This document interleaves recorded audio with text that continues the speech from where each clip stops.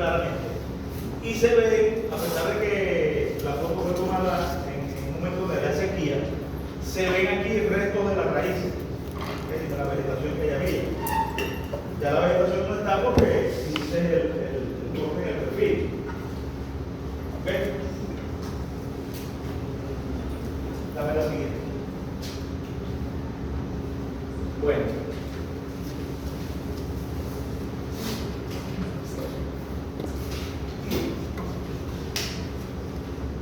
Los suelos tienen propiedades físicas y propiedades químicas. Estas propiedades son útiles para conocer el comportamiento de los suelos. ¿Pero el suelo tiene comportamiento? Bueno, el comportamiento de la vegetación en un determinado suelo. Porque nos permite, por ejemplo, imagínense que fuera que yo agarro y empiezo a discriminarlo a ustedes por propiedad. Okay, vamos a ver, ¿dónde están los más altos? Okay, vamos aquí, apartamos a las personas más altas. Esas personas tienen más capacidad física, es probable que tengan más fuerza. Okay, es probable que yo les ponga unas tareas más rudas. ¿Sí?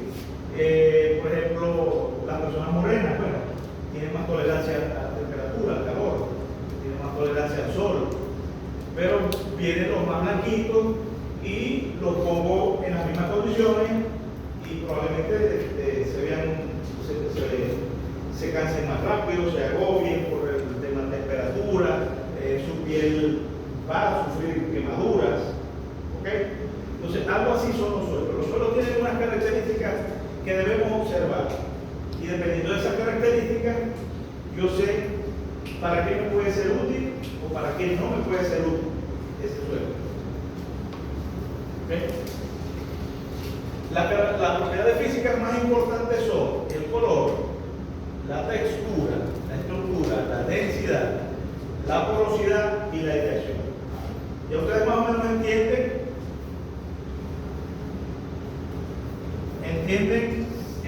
a qué se refieren esos dos conceptos. ¿Sí? La presencia del poro y la aireación.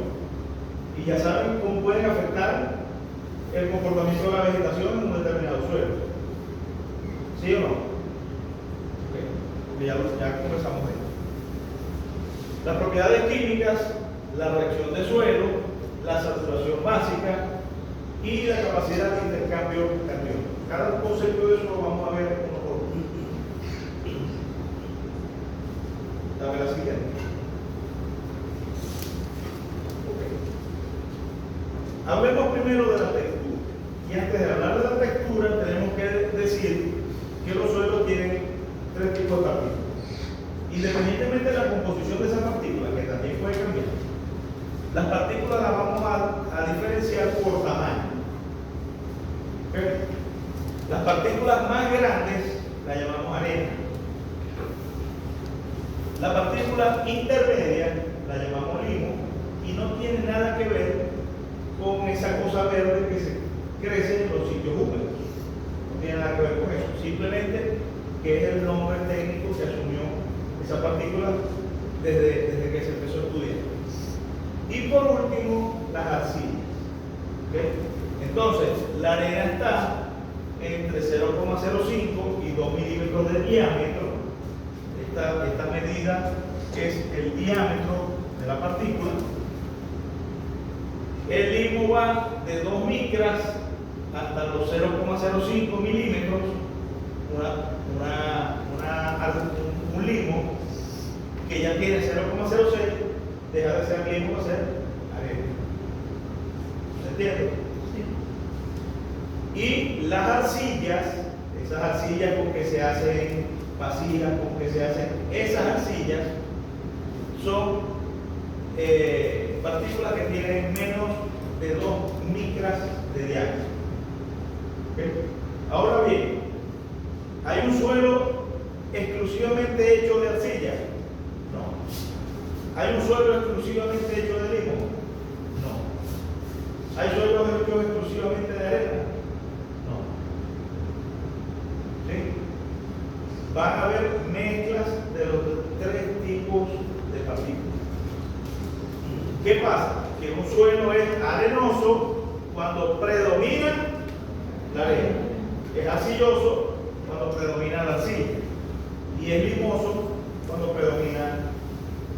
Y la escala tiene otros nombres. No sé si en la siguiente estará la de otra. No. Tenemos una escala, tenemos los suelos francos. Los suelos francos son los intermedios. ¿Okay? Pero tenemos los francos arcillo-arenosos, los francos arenosos, los francos arcillosos, los francos limosos. ¿Estamos claros? Más adelante les voy a conseguir un triángulo que se usa a nivel de laboratorio para determinar la textura de los suelos. Eso se llama textura o la clase textural. Es un triángulo. En cada uno de los lados se pone el porcentaje, por ejemplo, arena, limo y arcilla. Y así más o menos es como la arena se representa con A mayúscula, la arcilla con A minúscula, asociada al tamaño de la partícula. Entonces, yo voy al laboratorio y llevo mi muestra de suelo. Y ellos allá sacan qué cantidad de arena tiene, qué cantidad de limo, qué cantidad de arcilla. Y lo llevan a un triángulo donde van a cruzar la información, pero el triángulo es raro, es así. No sé, cosas así. Entonces, dependiendo de dónde caiga, va a tener una clase textural.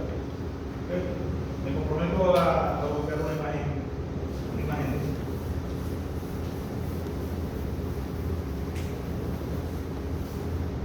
Entonces, la textura no es más que la proporción en que están distribuidos las distintas partículas del suelo. Entonces, la textura es arenoso, arcilloso, limoso, franco, porque va a depender de la composición de los tres, la predominancia de los tres elementos. ¿Está claro? ¿Por qué es importante la textura? Desde el punto de vista práctico. Ahora vamos a la parte práctica. ¿Por qué es importante la textura? Porque los suelos arenosos no retienen agua. ¿Okay? En un suelo arenoso llueve y se seca fácilmente. Si ustedes están en la playa, el agua pasó, una ola llegó, pasó y se retiró. Y enseguida la capita de arriba ya está suelta del mundo. ¿Okay? Y no retuvo humedad de allí. ¿Okay? Pero la arcilla es totalmente opuesta. La arcilla retiene humedad. Y no es solo que la retiene desde el punto de vista que queda húmedo, no. Cuando se seca, una pequeña película de humedad que puede existir queda retenida en la partícula de arcilla y no se la da a la raíz. Entonces resulta que una planta puede estar sufriendo estrés hídrico con algún porcentaje de humedad en el suelo. No, tiene un 10% de humedad, un 15% de humedad, pero la planta ya manifiesta estrés hídrico. ¿Por qué? Porque no la entrega, la retuvo, cosa que no hace la arena. La arena la cede. Desafortunadamente la cede al perfil que está más abajo. Y a medida que él se va retirando, entonces queda lejos de la raíz. Entonces, ¿qué es preferible? ¿Tener un suelo arenoso o un suelo arcilloso? No, ninguno de los dos es bueno. Quisiéramos nosotros que todos los suelos fuesen francos. No. A veces le pregunto a los estudiantes en los trabajos, ¿el suelo donde se adapta esta planta? No, los mejores suelos, los francos, los blancos. Sí, pero ¿dónde están? Sobran, abundan. ¿Okay? No abundan los buenos suelos. Son muy limitados. ¿Okay? Entonces, no es lo que yo quiero, es lo que hay. En este caso es esto. Entonces, las arcillas retienen humedad, no tienen buen drenaje. Los limos particularidad muy especial, que es que crean costras a nivel superficial. Crean costras y las semillas pequeñas no logran romper esa costra para germinar. Por ejemplo, ajonjolí. El ajonjolí, que es el que está en el pan, es una semilla muy pequeñita. Si yo siembro ajonjolí donde hay un suelo limoso, el porcentaje de germinación puede ser perjudicado, producto de esa condición de suelo. Pero ¿qué es maíz? El grano de maíz es grande. Bueno, es menos susceptible a esa condición. Puedo sembrar maíz en un suelo limoso. En un suelo arenoso, los regímenes para riego cambian con respecto a un suelo arcilloso. Tengo que regar con más frecuencia. No necesariamente significa que tengo que gastar más agua, sino que tengo que distribuir mejor esa agua a lo largo del día para mantener la humedad donde se encuentra el mayor porcentaje de raíces. ¿Me explico? Entonces, probablemente llueva en un suelo arcilloso y pase 4 días inundado y después pasa otros 8 días con humedad. Pero cae la misma cantidad de lluvia en un suelo arenoso y al otro día está seco. ¿Me explico? Entonces, si yo voy a regar, bueno, el sistema de riego para la arcilla es distinto que el sistema de riego para el suelo arenoso. Ese es el objetivo de conocer apropiadamente la textura. Y aquí juega un papel sumamente importante la materia orgánica. ¿Por qué? Porque la materia orgánica revierte los efectos de ambos extremos. En un suelo arcilloso, yo aplico materia orgánica y mejora el drenaje. Ese suelo ahora retiene menos agua que antes, porque el problema es que retiene agua en exceso.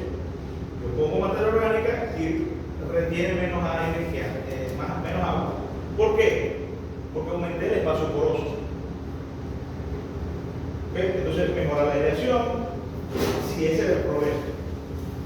En un suelo arenoso, que es el otro extremo, yo aplico la materia orgánica y esa materia orgánica mejora la retención de humedad. ¿Okay? El suelo se desprende con menos facilidad de la humedad que tiene o del agua que yo aplico. ¿Okay? Entonces, si el suelo se secaba de un día para otro, a lo mejor pasa un día húmedo completo. Porque la materia orgánica busca un punto intermedio, mejora la retención de humedad de un suelo arenoso. ¿Se está entendiendo? Y por supuesto, esa materia orgánica, en el caso que hablábamos del suelo limoso, con la costra, también lo revierte. Entonces, por eso es que una de las razones por las que hay que favorecer la producción de materia orgánica en el suelo es porque mejora la textura del suelo. No importa qué tipo de partícula sea, siempre le va a dar alguna propiedad. Aparte de eso, aporta nitrógeno, porque una forma de medir el nitrógeno en el suelo es indirectamente a través de la materia orgánica. Mientras más materia orgánica tiene el suelo, está mejor nutrida de nitrógeno. ¿Por qué? Porque el nitrógeno tiene una dinámica muy importante, cambia de forma química, está en constante movimiento, igual o asociado a la materia orgánica del suelo. ¿Alguna duda? ¿Okay? Entonces, la materia orgánica es muy importante. Si estuviéramos hablando del cultivo y no de animales, que es lo que ustedes generalmente van a trabajar, les pudiera añadir, pero la materia orgánica puede producir enfermedades infecciosas de bacterias, de hongos, ¿okay? De protozoarios, y puede generar problemas en plántulas, ¿okay? que esos hongos y esas bacterias fácilmente colonizan las células, pero eso es para los estudiantes de agronomía. Para los estudiantes de veterinaria no está el caso, excepto que estemos utilizando aguas residuales que llevan materia orgánica fecal y que eso puede perjudicar, vamos a decir, la calidad sanitaria del rebaño. Por ejemplo, los cerdos generan un parásito que está asociado a sus heces. Entonces, no debería yo utilizar las heces de los cerdos para fertilizar o para usarla como materia orgánica en un cultivo que después voy a darle a los cerdos para que lo coman. ¿Me expliqué bien? Sí. El parásito del cerdo, el que afecta al cerebro humano, el cerdo lo capta de sus propias heces. Por eso es que la granja mantiene un higiene importante y retiran lo más posible las heces del cerdo. Si yo ese material, para aprovechar esa agua, la utilizo para cultivar maíz y después ese maíz yo lo cosecho para alimentar los cerdos, estoy generando un círculo allí que favorece la presencia del parásito, ¿verdad?, en la carne de cerdo, que después va a llegar a los humanos. Entonces rompo la inocuidad o la calidad sanitaria de esa cadena de carne, esa cadena de carne. ¿Se entiende? Entonces todas estas cosas están asociadas. Ok, entonces la textura es la proporción en la cual se encuentran combinados los distintos separados o componentes del suelo. Y cuando me refiero a separado, me refiero a las partículas. ¿No hay dudas aquí? Continuamos. Ninguna textura en sí es como mala para la planta, todo depende de cómo se utiliza. No, no es así. El suelo, no lo dije, pero el suelo no lo puedes cambiar. El suelo tú no lo vas a poder modificar por muchas razones, incluyendo el efecto volumen. ¿Cuánto creen ustedes que pesa un metro cúbico de suelo? Un metro cúbico es 1 por 1 por 1 de profundidad. Nada, eso no sería aquí. Este cuadrito de otro. ¿Cuánto creen ustedes que pesa este cuadrito donde yo estoy parado? Con 1 metro de profundidad. 3.600 kilos. Entonces, ahora calcula el peso de 1 hectárea. Son 10.000 cuadritos. ¿Puedo modificar yo el suelo de una finca? Bueno, tengo un efecto de volumen que es accesible, no está. Ahora bien, la pregunta tiene que ser enfocada de otra manera. Tengo un suelo que no puedo cambiar. ¿Qué planta se adapta aquí? ¿Qué planta voy a adaptar a este tipo de suelo? Y por eso es que entonces en tal parte el mejor pasto es este, pero en otro lugar el mejor pasto es este, y me voy a otro sitio y el mejor pasto es este. No, pero ese pasto no da pasto, no da kilos, no engorda de nada. ¿Está bien? Trae el tuyo, se pone aquí y hablamos el año que viene. A ver cómo te fue. Este pasto da unos kilos, el tuyo aquí desaparece y a la final no da ningún kilo. ¿Me explico? Entonces, el criterio tiene que ser diferente. No es cuál es el suelo bueno, no. Es qué puedo producir bajo estas condiciones de suelo. ¿Está claro? ¿Ah? ¿Qué pasto se adapta? ¿Qué cultivo se adapta? Vamos a hacer un ejemplo. Los cereales más sembrados a nivel mundial: maíz, sorgo y arroz. Trigo, perdón. Vamos a volverlo a hacer. Maíz, trigo, arroz y sorgo. ¿Okay? Son los 4 cereales más importantes del mundo. ¿Dónde se siembran? Por ejemplo, en Estados Unidos está el cinturón granero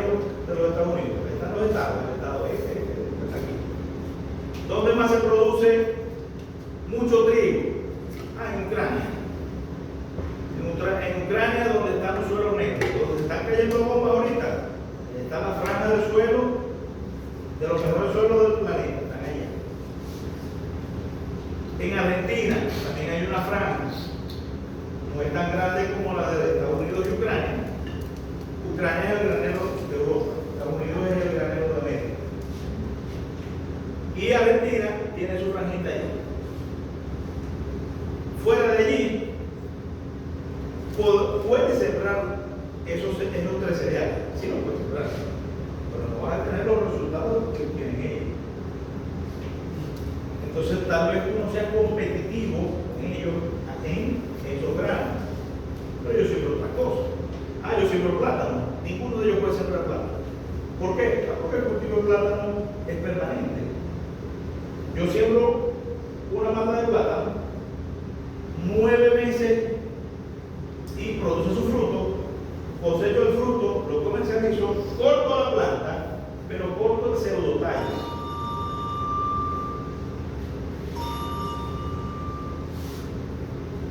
Corto el pseudotallo y espero un nuevo rebrote de la misma planta.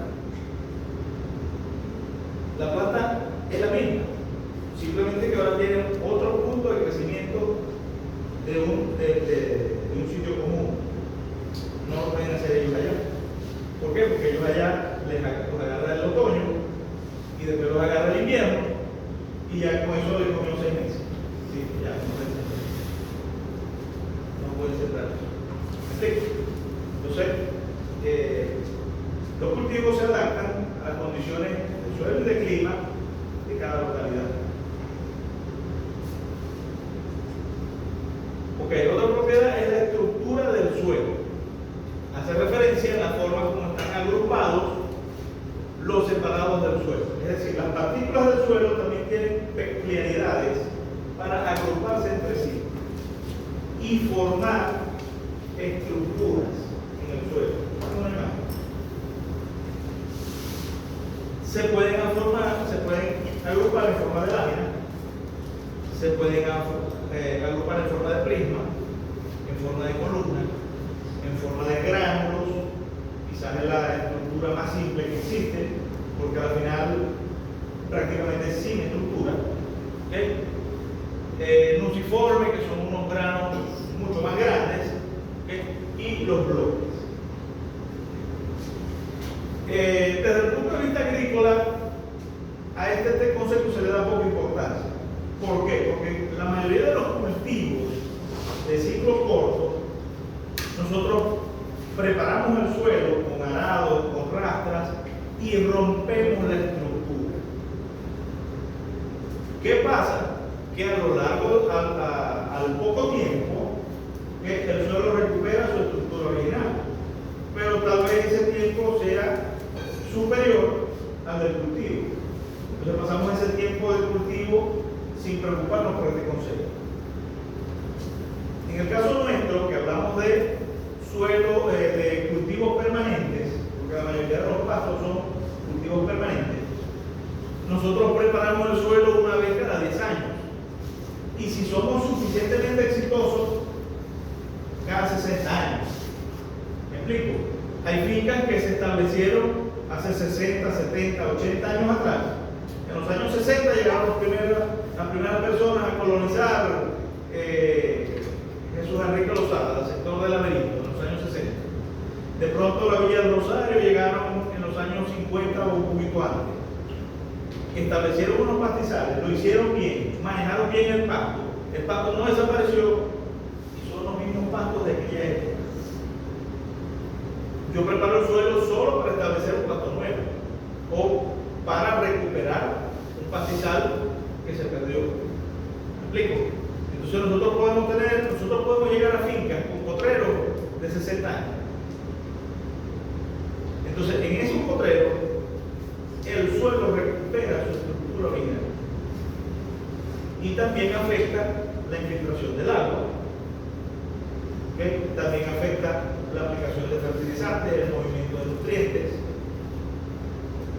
porque el hecho de que esta lámina esté aquí implica que el agua tiene que empezar a hacer unos movimientos en forma de zigzag para ir bajando en el perfil. Porque la lámina como tal es un impedimento físico para la percolación del agua. Cuando el suelo es granular, eso no pasa. El agua viaja lo más rápido posible a niveles inferiores. ¿Se entiende la idea? Profe, no entiendo cómo se forma ese tipo de forma. O sea, si es climática.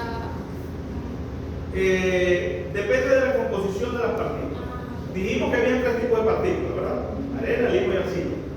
Pero no todas son iguales. Les pongo un ejemplo. Las arcillas tienen nombre. ¿Sí? La momorillonita, la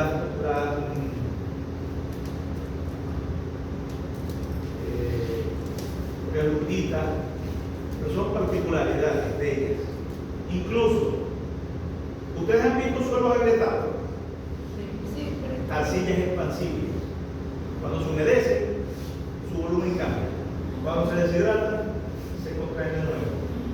¿Ok? Entonces, son muy variables y ese comportamiento afecta cómo se agrupan entre ellas. Entonces, en un suelo muy arenoso, generalmente la estructura es granular por el tamaño de las partículas, por la capacidad de adhesión, ¿sí? En el caso de las láminas, generalmente son arcillas que se van acumulando en forma de capas. Incluso la cantidad de sal de un suelo afecta la compactación. Los suelos salinos generalmente son compactos y poco permeables, producto de la presencia de la sal. Hasta eso afecta esta condición de estructura de un suelo. No es sencillo entender el concepto.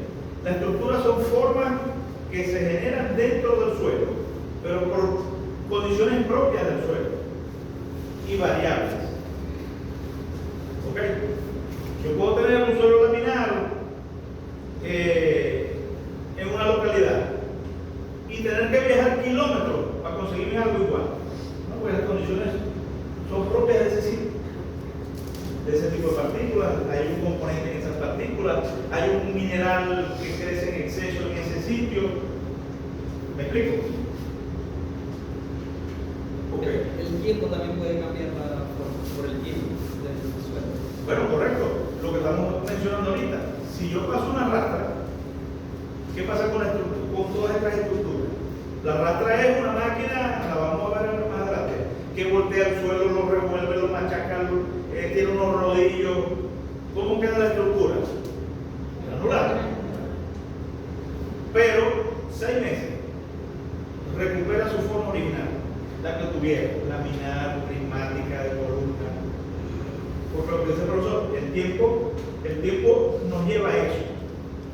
Ustedes el que sea del sur del lago o el que trabaje en el sur del lago a futuro, se va a conseguir con los tatuos.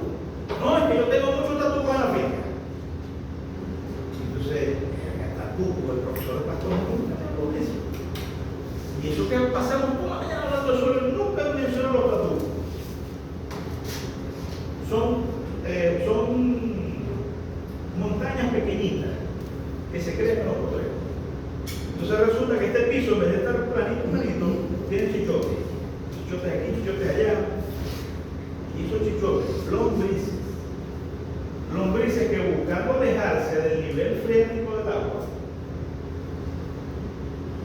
mueven la tierra y hacen el montón para poder hacer su nido en un sitio lo más alejado posible del agua de lluvia y del agua del nivel freático.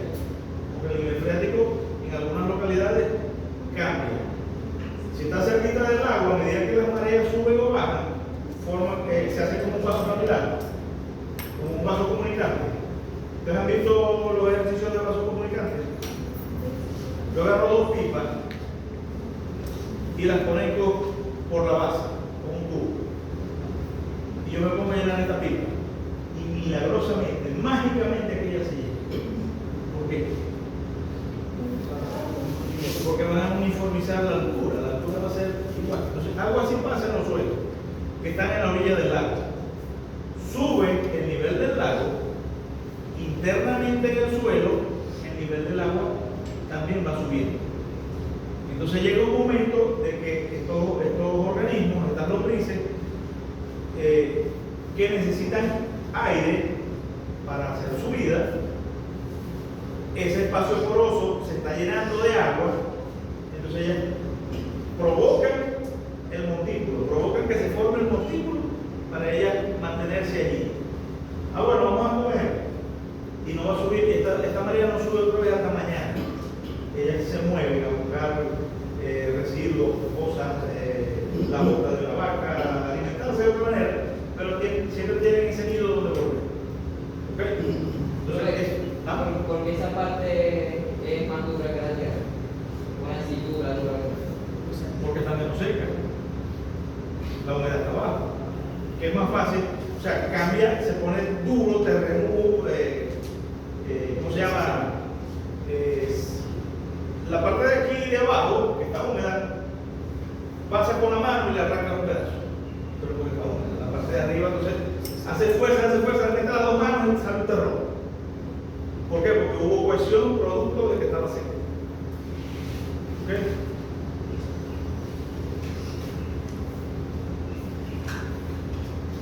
Volvemos atrás. Y más atrás. Ok. Hemos hablado de textura, de estructura. Ya hemos hablado de porosidad y agregación. Me falta la densidad y el color. Por regla general, el color también me habla de las propiedades del suelo. Los suelos negros tienen más contenido de materia orgánica. ¿Okay? Los suelos claros se consideran suelos lavados. Y los suelos rojos tienen altos contenidos de hierro. ¿Verdad? También son lavados, pero adicionalmente a eso tienen alto contenido de hierro. Entonces, cuando yo llego a una zona y hago un corte, una calicata en el suelo para evaluar el suelo, inmediatamente veo los colores. Y algo de esos colores, algo ya me están transmitiendo, ya me están diciendo. Tengo, no tengo, me falta, no me falta, soy un suelo pobre, lavado, ¿okay? Soy rojo, estoy en la villa, soy rojo, aquí la vegetación es bajita toda. Suelo pobre, lavado, con exceso de hierro.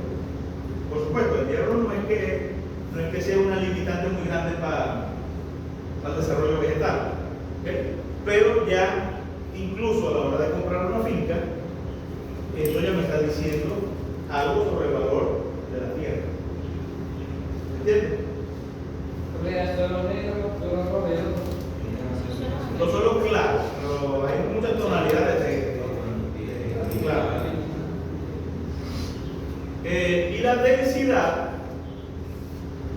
a los que les gusta la matemática y la química y pensaron que con densidad se iban a alejar de ella, igual. La densidad es igual a masa sobre volumen. ¿Okay? Entonces yo cuando digo que un suelo tiene una densidad de 3.6 kilogramos por metro cúbico, perdón, por centímetro cúbico.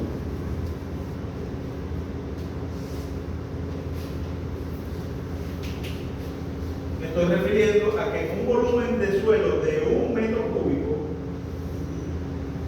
o de 1 centímetro cúbico tengo una masa de 3,6 kilos. ¿Están entendiendo esto? Lo veo mirando como si no entendiera. Densidad es masa sobre volumen. En promedio, nosotros tenemos una densidad alrededor de 3.6. ¿Okay? Y significa lo que yo digo ahorita, que en este metro cúbico hay 3.600 kilos. ¿Correcto? Porque es que aquí cambiamos las unidades, ya no hablo de un metro cúbico, sino de un centímetro. Y entonces tengo que mover las veces que sean necesarias para llegar.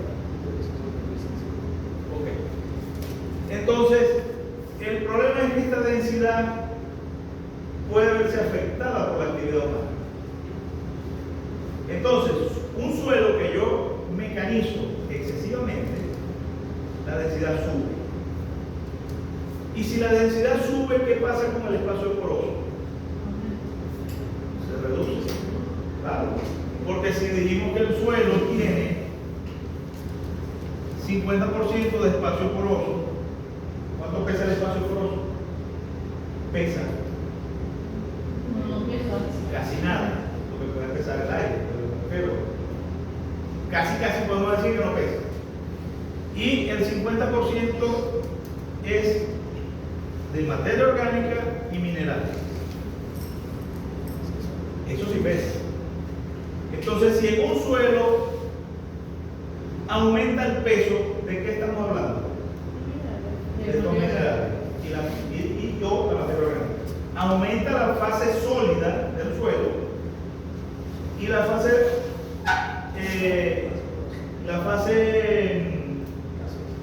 gaseosa o líquida, usamos el término líquido, la fase líquida se reduce porque el espacio está ahora cubierto por mayor cantidad de minerales y por eso es que la densidad sube.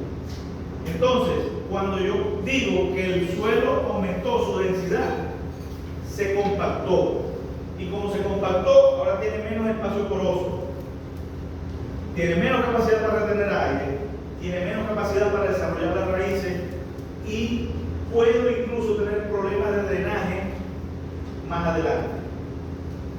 Todo está amarrado, todo está asociado. ¿Se entiende? Entonces, yo no quiero que la densidad aumente. Sería más bien deseable que la densidad disminuya. Entonces, las lombrices favorecen la reducción de la densidad. ¿Por qué? Porque por donde ellas se mueven, por donde ellas transitan, van dejando su camino, que son espacios cortos. ¿Okay? Aplico materia orgánica. A pesar de que estoy aplicando materia orgánica, lo que estoy haciendo es que las partículas se separen y mejore la densidad baja. Entonces, cuando yo constantemente, háganse este ejercicio, cuando echan una carretera, ¿qué pasa por arriba de esa carretera cuando la están construyendo? Que están echando relleno. Una aplanadora, ¿verdad? Un pisón. ¿Para qué? Para compactar. Para compactar.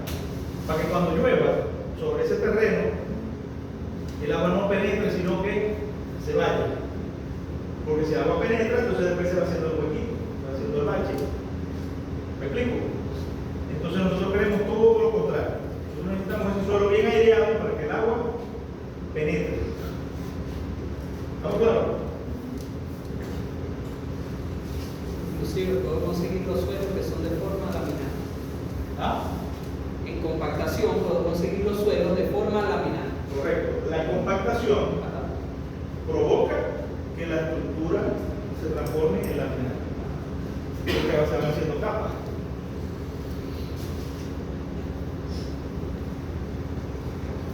Ahora vamos con las propiedades químicas. La primera propiedad química es la reacción de suelo.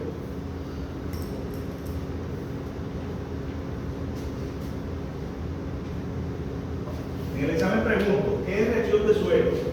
Es como el suelo responde a las cosas que... No, así no es. No es nada de eso. Nada de eso. La reacción de suelo se refiere al pH.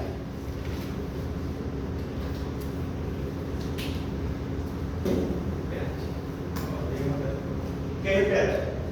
Logaritmo negativo de iones de hidrógeno. ¿Perdón? Logaritmo negativo de iones de hidrógeno. Okay. Está asociado a la cantidad de hidrogeniones disponibles en una solución. ¿Sí o no? Sí. Todos conocen el concepto. Lo tienen claro. Nadie tiene ninguna duda. No voy a volver a explicar qué es el pH. ¿Okay? Ahora bien, un suelo tiene pH y tiene su propio pH, dependiendo de su composición química. Y ese pH tiene una propiedad muy característica que en el suelo hay un efecto buffer,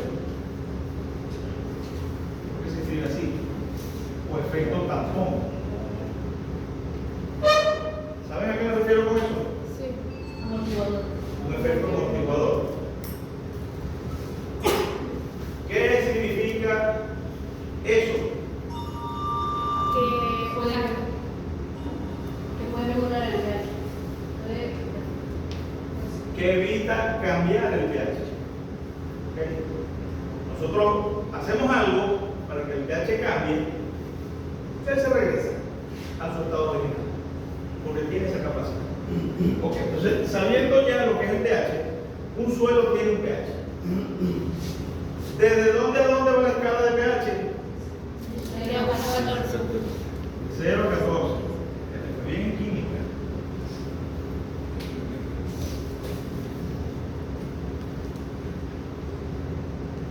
De 0 a 14. ¿Cuál es el pH neutro? 7. El pH del agua pura. ¿Sí o no? ¿Hacia dónde es ácido? ¿Hacia dónde es básico? Hacia el 0 es ácido.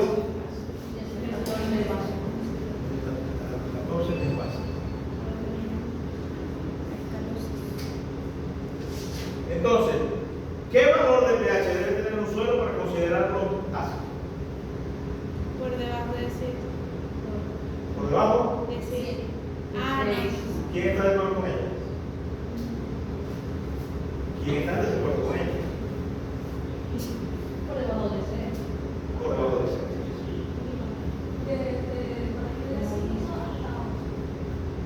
Cerca, pero no. No hay piso. ¿A dónde? 4 mínimo, ¿no? Para No. Ok. Desde el punto de vista de suelos, el pH se considera ácido a partir de 5,5.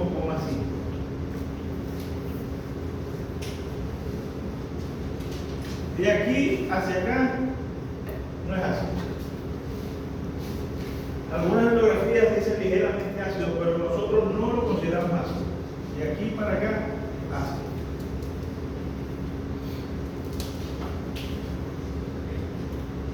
Porque el pH como tal no perjudica la planta.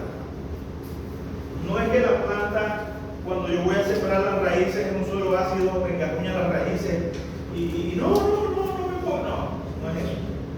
¿Ok? Sino que a partir de 5,5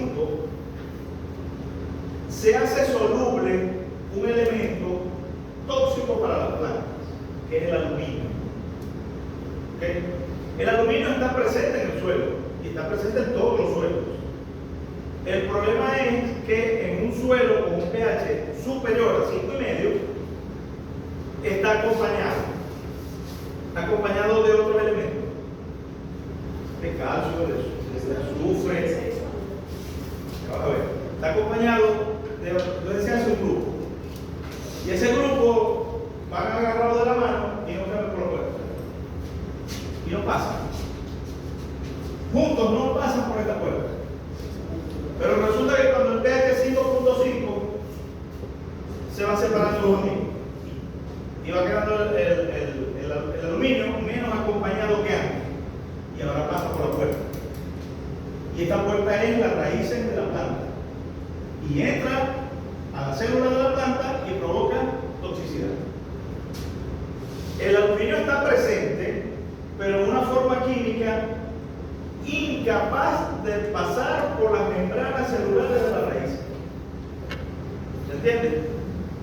Entonces no produce ningún tipo de toxicidad a pesar de que está allí. No es soluble. ¿Ok?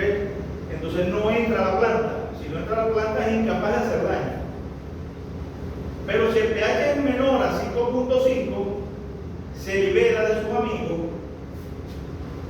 y queda en una forma química más pequeña, capaz de pasar a través de las membranas de las raíces, y una vez dentro de la planta o dentro de la célula vegetal, provocar el daño por el cual ella es tóxica.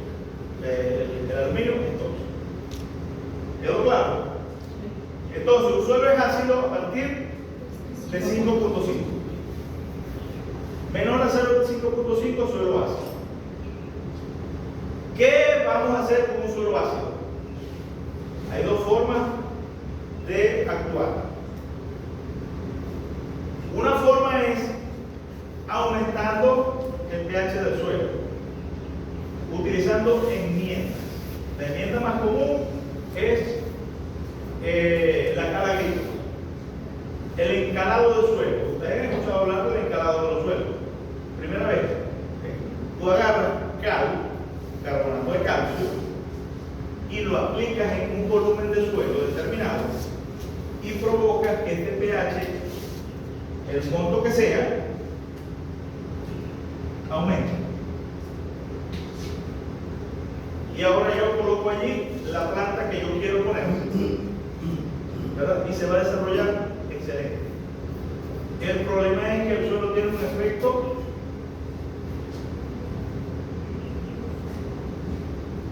de tampón, buffer, amortiguador, como dijo ella. Entonces, ¿qué pasa? Que al poco tiempo regresa a su estado natural. Entonces yo voy a sembrar un cultivo de ciclo corto, maíz, melón, encalo, siembro, cosecho, y probablemente para una nueva siembra tengo que repetir el procedimiento. Casi seguro que tengo que repetir el procedimiento porque ya él está, ya hizo el efecto amortiguador, volvió a su condición natural. Ahora, la opción B, busco una planta tolerante a suelos ácidos, la establezco allí y me olvido de encalar recurrentemente, con frecuencia, y puedo utilizar ahora cultivos permanentes. Ya puedo utilizar cultivos de 1 año, de 2 años, cultivos permanentes como los pastos, que no necesito resembrar y que ellos están adaptados a esa condición. ¿Se entiende? Son las dos posibilidades que hay. ¿Ah? Utilizar especies adaptadas a condiciones de acidez, de suelo ácido. Entonces vienen los brasileños a dar una charla del pasto en Venezuela y te dicen: los venezolanos son flojos. Sí, son flojos. Siembran una vez y no quieren sembrar más. Y yo estoy loco por vender semilla. Pero ellos son flojos. Ah, ya, está bien. ¿Y ustedes cómo hacen? No, nosotros encalamos y sembramos todos los años. ¿Qué es eso? Está bien. ¿Y quién produce la semilla? La compran en divisa. No, la producimos en Brasil y la pagamos por real. Qué bien. Nosotros no. Nosotros tenemos que buscar los dólares. Bueno, y ahora vamos a analizar el tema del encalamiento. ¿Qué cantidad de cal agrícola voy a utilizar para lograr este objetivo? 10 toneladas por hectárea. ¿Por qué no 20? 20 suena mejor. Me gusta más el número 20. Pero el tema es que yo tengo que saber cómo medir eso y cómo tomar decisiones con eso. Los análisis de suelo te van a decir qué cantidad de aluminio intercambiable hay, qué cantidad de aluminio disponible hay, y por cada mili equivalente, un mili equivalente de aluminio 3 positivo me obliga a aplicar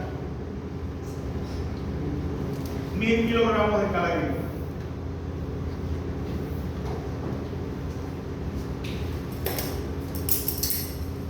¿Se entiende esto? Yo voy al resultado del laboratorio y me dice: tienes un millón de equivalentes de aluminio. Ah, bueno, 1 tonelada de cal agrícola. Cueste lo que cueste. No, tengo 0,1. Aplico 1000 por 0,1, que son 100. Porque el objetivo no es llevar este pH a 8, a 9, a 10, a 12, a 14. Ese no es el objetivo. El objetivo es contrarrestar el aluminio. Tengo 0,5, el 0,5 de aluminio. Nada. ¿Por qué? Porque que si echo más para llegar a 8, para llegar a 9, en 3 meses estoy donde mismo estaba antes. ¿Se entiende la idea? Yo tengo un pH de 5. De 5. Okay. Es ácido. Y tengo 1 miliequivalente de aluminio. Para yo llevarlo a 8 tengo que utilizar como 4 toneladas de carga. Para llevarlo a 8. Pero es que el objetivo no es ese, el objetivo es controlar el aluminio intercambiable. Entonces aplico 1 tonelada. 1000 kilos de cal por hectárea incorporado en el terreno. ¿Está claro esto? Ahora, para los veterinarios, ¿qué efectos voy a ver en los animales bajo condiciones de suelo ácido? ¿Los animales se van a beneficiar o se van a perjudicar? ¿Cómo se perjudican? Falta de minerales. ¿Ah? Falta de minerales. Antes de llegar allá, vamos a la tablita. Así se comportan estos señores, los hongos, las bacterias, el nitrógeno, el calcio, el magnesio, el fósforo, el potasio, a distintos pH. Resulta que el fósforo se hace poco disponible. No significa que no está allí. Pasa lo mismo que pasa con el aluminio, pero en sentido contrario. ¿Okay? A medida que el pH se reduce, le aparecen amigos al aluminio, al fósforo. Y ahora la molécula de fósforo es enorme y es incapaz de pasar por la raíz. Lo mismo que con el aluminio, pero al inverso. Entonces, el fósforo, el potasio, el nitrógeno, todos ellos se ven afectados su absorción por parte de las raíces, producto del pH. Entonces, si la planta no absorbe fósforo, vamos a poner un ejemplo, que es el ejemplo más apropiado. Si la planta no absorbe suficiente fósforo, ¿cuánto fósforo es capaz el animal de captar a través de la zona de la planta? ¿Okay? Si el suelo no tiene fósforo, o teniendo fósforo es incapaz de cederlo a la planta, y la planta no tiene fósforo, la dieta del animal es baja en fósforo y el porcentaje de preñez de ese rebaño se viene al suelo. ¿Ok? El porcentaje de preñez del rebaño se reduce, la eficiencia reproductiva baja, producto del déficit de fósforo. Porque yo soy un tipo regalario, soy un campeón. Vamos a comprar fósforo por tonelada y lo vamos a echar en el correo. ¿Ya? ¿Y vos pensáis que va a mejorar la tasa de absorción de la planta? No va a pasar. No va a mejorar la tasa de absorción de la planta. ¿Por qué? Porque hay un efecto asociado al suelo. Yo pongo fósforo insoluble. No, porque yo tengo una forma de fósforo soluble. La aplico a los 15 días insoluble. ¿Por qué? Porque se armó de amigos, empezó a llenarse de amigos y quedó insoluble. Entonces, la forma más directa es a través de la dieta, dándole minerales directos al animal. Bueno, pero es que la tasa de absorción de los minerales en el animal tampoco es el 100%. Un 40 o 50% se defeca en las heces. ¿Y dónde cae? En el suelo. Hicimos un círculo, pero en este caso va a ser virtuoso. Entonces, está bien, el suelo no me lo cede, bueno, pero por lo menos no se perdió, está allí. El fósforo no se lava como otros nutrientes, no se volatiliza como otros nutrientes. ¿Me explico? Entonces, pregunta de examen, ¿qué es el pH? ¿Y cómo afecta a las plantas y a los animales? El pH, ¿qué es la reacción del suelo? Es la cantidad del pH, ¿sabes? Y afecta que un pH bajo incide en que se hace soluble el aluminio y es tóxico para la planta. Pero hace insoluble el fósforo, que no es aprovechado por la planta y no está cedido a los animales y el animal no se pega. 20 puntos. Ya está. ¿Estamos claros? La siguiente, por favor. ¿Hace insoluble qué, profe? pH al fósforo. El pH ácido hace soluble el aluminio y hace insoluble el fósforo. El mismo pH provoca los dos efectos. Y así con otros minerales. ¿Perdón? Y así con otros. Y así otros minerales. Las bacterias que fijan nitrógeno en el suelo, en asociación con las leguminosas, no les gusta la acidez en los suelos ácidos tampoco. Entonces no logran, ¿cómo se llama eso?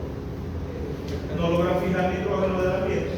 Entonces no se consiguen los objetivos de nosotros invertir en establecer especies forrajeras leguminosas.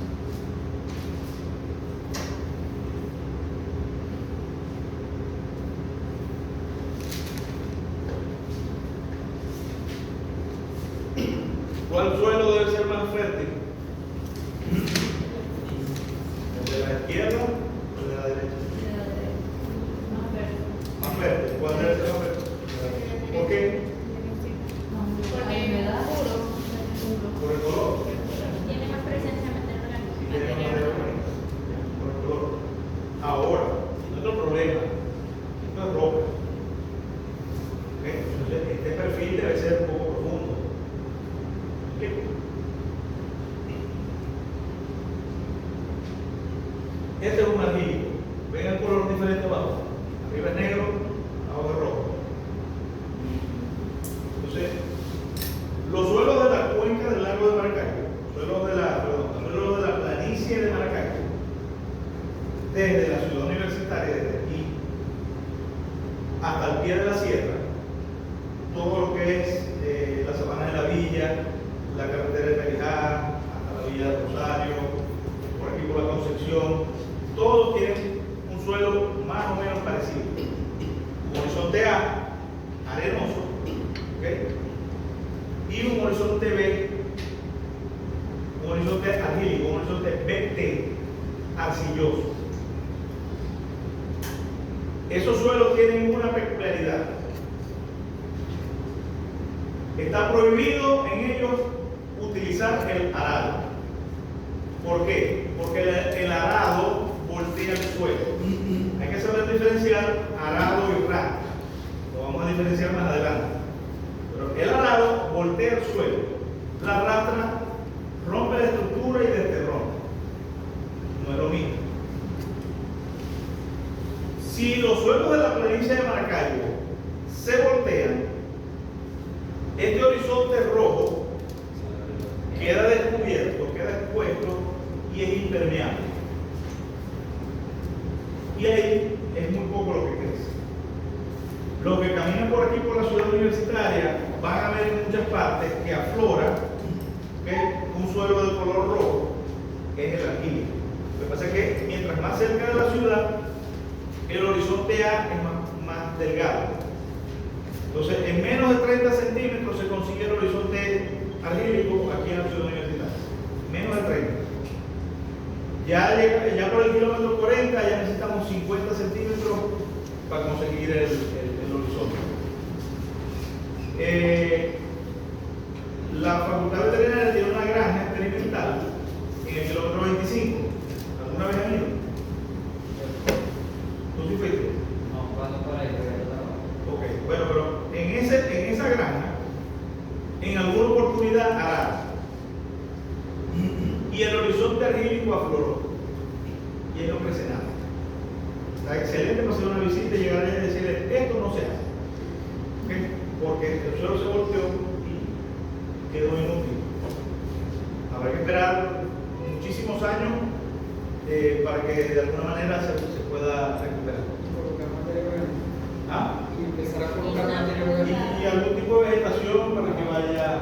Profe, o sea, no sé si es estúpido, pero ¿y si se vuelve a meter tampoco? O sea, No creo que sea útil.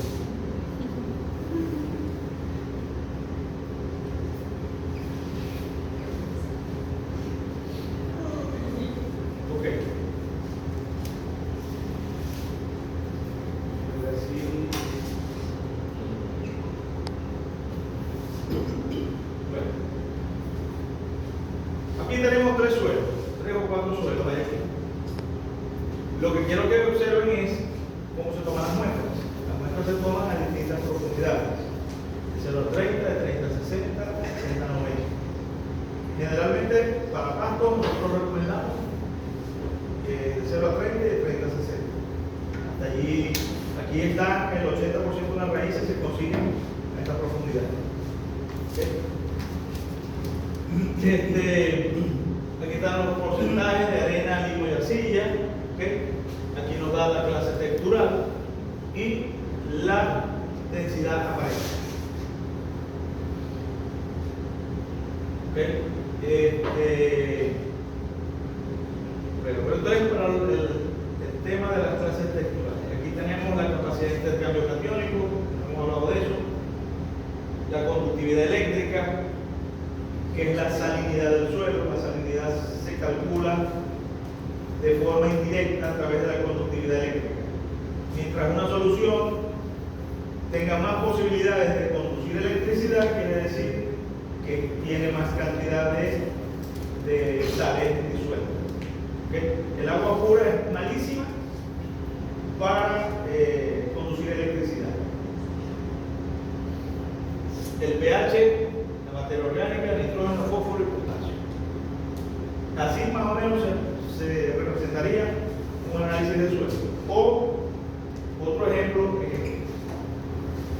en este caso muestran 3 tipos de suelo y lo mismo: arena, limo y arcilla, la clase textural, el pH, en pasta y en suspensión.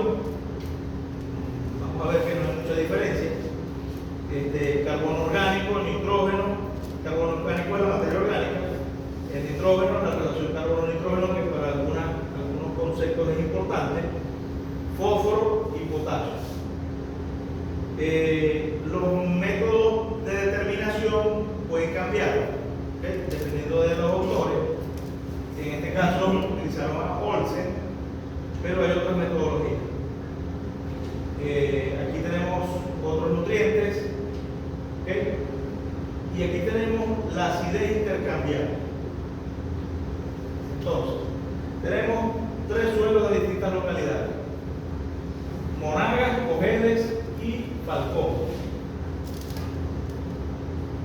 La clase textural, el de Monagas es franco, el de Cojedes es franco arcilloso y el de Falcón es arcilloso.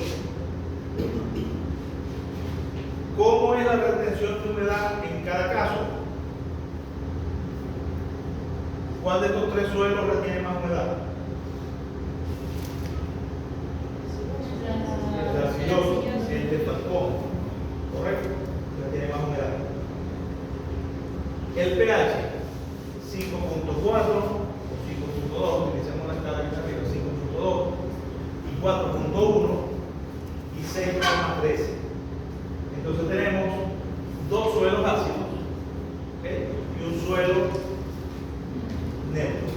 Ya podemos decir que es neutro, no tiene que llegar a 7, pero ya no tiene impacto la acidez sobre el uso. Entonces, en estos 2 casos va a haber aluminio intercambiable, va a haber aluminio disponible, tóxico y paradoxístico. Entonces tenemos nitrógeno. Generalmente la materia orgánica tiende a ser baja. ¿Okay? Este suelo del Falcón está muy bueno, 3.5 de carbono orgánico, de materia orgánica, buenísimo. Y fíjense cómo está asociado el nitrógeno a esa materia orgánica: 1,16, 0,12, 1,6, 0,11 y 3,5, 0,32. Se triplica, así como se triplica el carbono orgánico, se triplica el nitrógeno disponible. ¿Okay? El fósforo 3, 4 y 36. Entonces, estos suelos son limitantes en fósforo, mientras que el de Falcón no lo es. Potasio 135, 80 y 670 respectivamente. Entonces vamos a lo que nos interesa aquí. El aluminio. En el de Monagas tenemos 0,1 miliequivalente equivalente por 100 gramos de suelo, ¿ok? 3.1 en el caso de Cogede, y en Falcón 0. No hay aluminio disponible. ¿Cuánto voy a aplicar de cal agrícola aquí? ¿Ah? No, 1 tonelada por mil equivalente, de 0,1. 100 kilogramos por hectárea. ¿Cuánto voy a aplicar aquí? 3.100 kilogramos por hectárea. ¿No tan? Un mil equivalente ¿Cómo? 1000 kilos de cal agrícola por cada 1000 equivalente de aluminio. ¿Ah? Un mil equivalente. Un mil equivalente. Tengo que explicar eso en química. Los equivalentes están asociados al peso atómico de la partícula. Eso es química de cuarto quinto año. Entonces, para ustedes lo importante saber es que el mil equivalente es un valor asociado a la masa, no necesariamente en gramos, sino en equivalentes. ¿Por qué? Porque los equivalentes asocian partículas de distintos tamaños, de distintos pesos atómicos. ¿Sí? Entonces, para un mil equivalente son 1000 kilos de cal agrícola. En el primer caso es 0,1 mil equivalente de aluminio. Y de espejo, 0,1 equivalente por 1000 entre 1000 equivalente, donde estas unidades se van, y me dan 100 kilogramos de cal. Si reemplazo este valor por 3.1, que es el caso del suelo de Cojedes, entonces el resultado va a ser, reemplazo 3.1 aquí y el resultado es 1.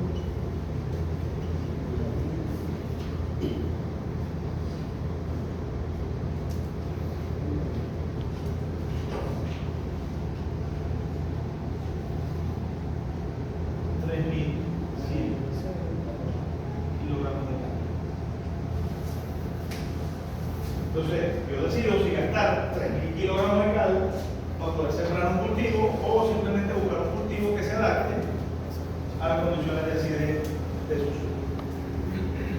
Y que ese cultivo además puede ser permanente.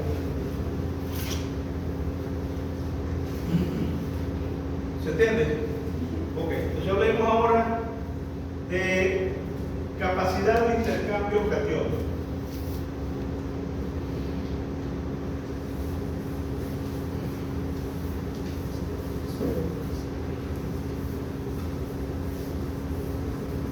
Un suelo va a tener estos nutrientes que están aquí en la tablita. Lo lleva usted al laboratorio, la muestra y le dan estos resultados. Pero resulta que la capacidad de intercambio catiónico es la disponibilidad del suelo, la capacidad que tiene el suelo de ceder esos nutrientes, dependiendo de varios factores. Recuerden que mencionamos que cada suelo tenía sus propias arcillas, y que esas arcillas incluso podían tener nombre y tal. En este caso, esas partículas del suelo pueden o no ceder con más o menos facilidad los nutrientes que poseen. Hay un suelo que puede tener más magnesio que otro, ¿verdad? Este tiene 2.75 y que es 0.79.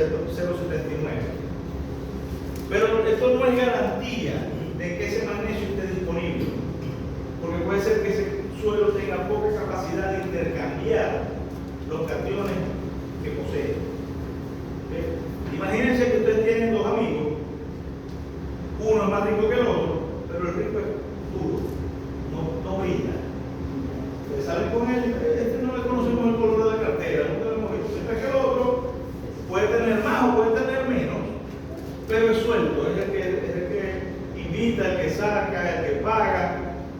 pasa con los suelos.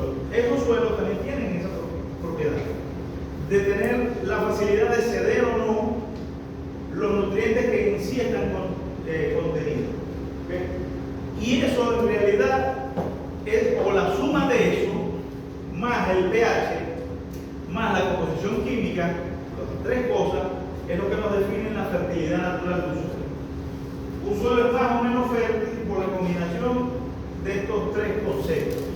¿Okay? Reacción de suelo, con contenido de nutrientes y capacidad de intercambio catiónico, capacidad de ceder esos nutrientes. Creo que por aquí está. Capacidad de intercambio catiónico efectiva, expresada en mil equivalentes por 100 gramos de suelo. El primer suelo tiene 8,21, el segundo tiene 5,09 y el suelo de Falcón tiene 42,33. Resulta que el suelo de Falcón tiene mayor capacidad para ceder los nutrientes que él posee. ¿Estamos claros? Este suelo, si vamos a nivel de campo, este suelo debe tener problemas de textura, ¿okay? Porque es un suelo arcilloso, pero no tiene problemas de fertilidad. También debe tener problemas de régimen de precipitaciones, debe estar en una zona árida. Entonces, modificando el riego y modificando un poco la textura a través de la aplicación de materia orgánica, ese suelo se vuelve excelente. ¿Okay? Porque ya de por sí tiene un buen pH, tiene buenos contenidos nutrientes y tiene una buena capacidad de intercambio catiónico. Entonces, no podemos transformar los suelos a nuestra conveniencia, pero sí podemos ir adaptándonos mínimamente a esa condición. ¿Se entiende? ¿Alguna duda? ¿Qué fue lo que había dicho de las tres condiciones cuando un suelo es Para que afecte a la fertilidad natural. El contenido de nutrientes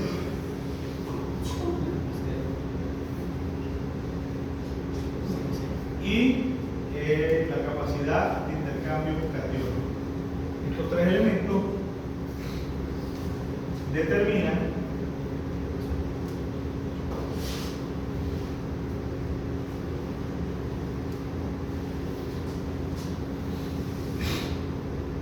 la fertilidad natural de un suelo. La fertilidad natural de un suelo.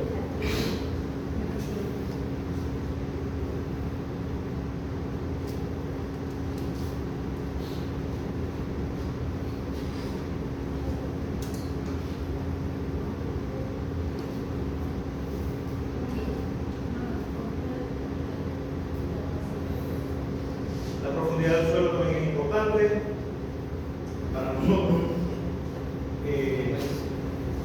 Fíjense que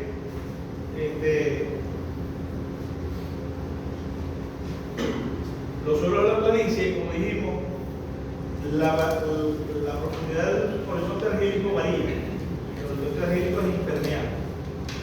Entonces, en la ciudad universitaria, el suelo puede ser así, mientras que en la carretera de Perijá, a la altura del kilómetro 25 al kilómetro 40, ya puede ser más profundo. La planta tiene más volumen donde explorar en busca de nutrientes y agua, y por supuesto debe tener más capacidad de producir biomasa.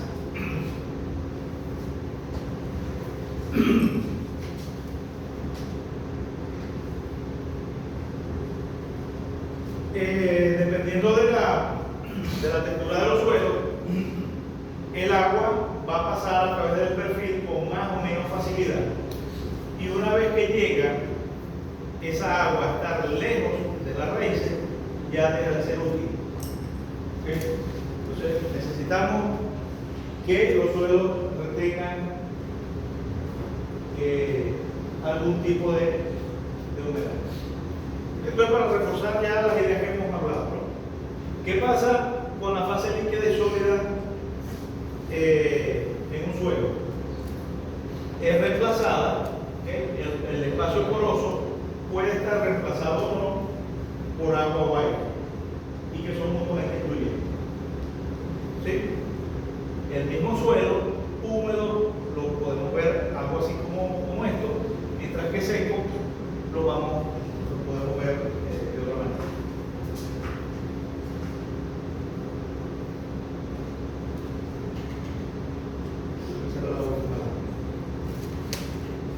¿Alguna duda?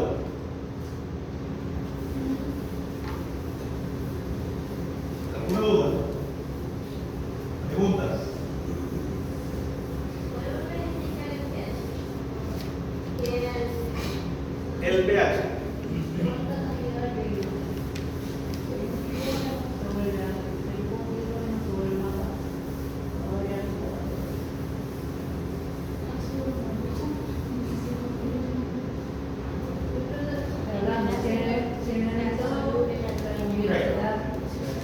Permita.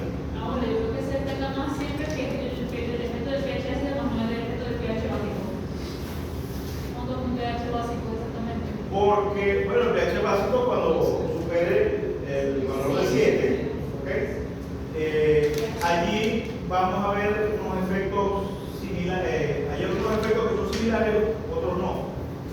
Básicamente la solubilidad de algunos elementos, ¿ok?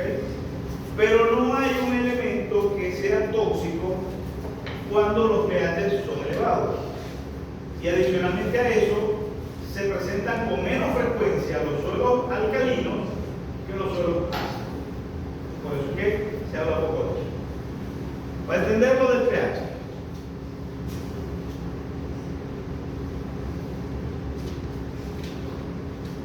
¿qué es eso? ¿Ah? ¿Qué es eso? ¿Ah? ¿Qué es eso? No oigo. Agua. Agua. H2O. ¿Verdad? Eso es agua. O una forma de escribir agua. El agua es un componente fundamental en las soluciones. Pues las soluciones acuosas. Hay otras soluciones diferentes, pero las soluciones acuosas, el agua es fundamental. Pero el agua no la vamos a conseguir en estado puro en el ambiente. ¿Okay? No se consigue de forma pura como agua, como H2O. Se consigue mezclada con otras cosas. Entonces, el agua es un elemento bipolar y una de sus capacidades es la de mezclarse con facilidad con muchos elementos. Resulta que cuando se mezcla, se rompe uno de estos enlaces, ¿okay? Y ahora queda libre un hidrógeno. Y esos hidrógenos se van acumulando en ciertas soluciones, se van acumulando, y eso es lo que mide, el pH. Como lo dijo la amiga, es el logaritmo inverso, ¿verdad? Entonces resulta que a medida que aumenta la concentración de hidrógenos libres, el pH baja. ¿Se entiende eso? Entonces, mientras el pH sea más bajo, significa que hay más hidrógenos libres por allí deambulando. Y llega el caso de ocurrir de que el pH es tan bajo que va a provocar quemaduras, ¿okay? Provoca disoluciones de algunos elementos, pero ya estamos hablando de cosas extremas. Ahora bien, para lo que nos interesa a nosotros, el suelo, ¿verdad? Puede estar, o el pH puede estar desde 0 hasta 14, pero en la naturaleza esto no se consigue y esto no se consigue. En la naturaleza, aislado, no pasa. O sea, conseguir algo de pH 0 solo se consigue en los laboratorios. pH 1, por ejemplo. ejemplo, el suelo más ácido que yo he visto, 2 puntos y algo. Y son esos suelos de los que mencioné en la orilla. Son sulfato ácido. Entonces, entre toda esta escala, si decimos que el 7 es el pH del agua pura, en realidad tampoco llega allá, pero vamos a suponer, vamos a eliminar unos decimales ahí y decimos que es 7. Es el pH del agua pura, no quedó en el centro. A ver si está un poquito mejor. Ok. Entonces, el pH de los suelos no es que cambie, lo que cambia son los suelos. ¿Me explico? Yo voy a Apure, el pH es 4.8 en esa zona, y 4.8. Pero puedo conseguir suelos de pH 6.5 y puedo conseguir pH de 7.2 y me vuelvo a meter y consigo otra cosa. Pero ya el pH de una localidad se queda así, porque hay muchos factores involucrados, incluyendo el tiempo. En los procesos de formación de suelo, el tiempo se mide en millones de años. ¿Okay?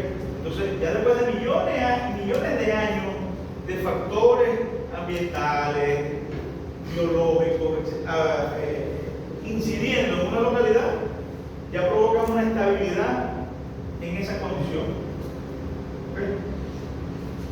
¿Qué pasa? Que yo tengo una marca de 5.5 para determinar la toxicidad o no de un elemento en un suelo, que en este caso es el aluminio. Repito, no significa que en un suelo de pH 8 no haya aluminio, sí hay, pero no está en una forma química que sea tóxica para las plantas. ¿Okay? Empiezan a presentarse las primeras formas químicas tóxicas a partir de 5.5. En el caso que mencionamos ahorita, teníamos un suelo con pH 5.4, ¿recuerdan? 5.21. Estaba en la tabla. Voy a poner un poquito más acá. 5.21. Y tenía 0,1 mil equivalentes de aluminio intercambiado.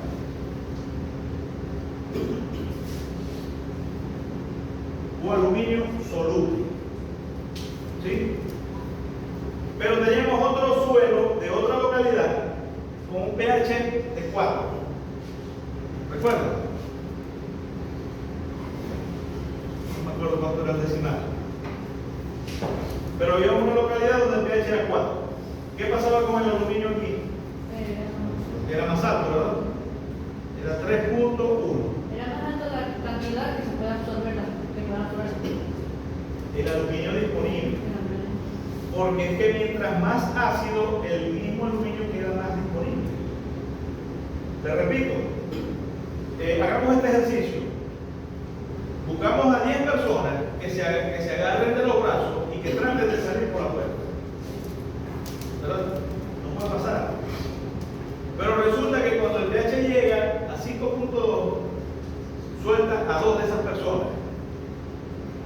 Entonces, se demora en pasar, pero algunos pasan, va a ir pasando. Pero resulta que entonces, en vez de sacar 2 o 3, sacamos a 8 y solo dejamos 2 personas. Tienen mucha facilidad para salir o para estarse moviendo de un lugar a otro. Entonces, ¿qué es lo que está cambiando? Lo que está cambiando es el tamaño de la molécula química.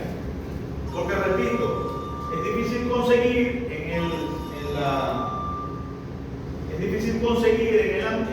la naturaleza moléculas solas.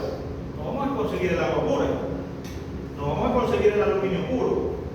Porque ustedes creen que allá en el Buri, ustedes con una pala sacan un rollo de eso de papel aluminio para forrar la cocina. No, te van a conseguir bauxita. Y la bauxita está mezclada con otros elementos, con hierro, con cosas.